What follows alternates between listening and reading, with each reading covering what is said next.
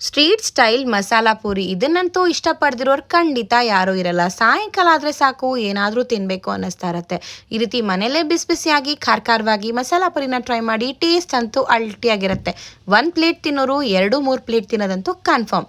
ನೆನೆಸಿಟ್ಟಿರೋ ಬಟಾಣಿನ ಕುಕ್ಕರ್ಗೆ ಹಾಕ್ಕೊಂಡು ನೀರು ಉಪ್ಪನ್ನ ಹಾಕಿ ಲಿಟ್ ಮಾಡಿ ಒಂದು 5-6 ವಿಸಿಲ್ ಹಾಕ್ಸ್ಕೋಬೇಕು. ಬಟಾಣಿ ಸಾಫ್ಟಾಗಿ ಬೆಂದಿರಬೇಕು. ಅರ್ಧ ಬಟಾಣಿನ ಸೆಡಲ್ ತೆಗೆದಿಟ್ಕೊಂಡು ಇನ್ನು ಅರ್ಧ ಈ ರೀತಿ ಮ್ಯಾಶ್ ಮಾಡ್ಕೋಬೇಕು.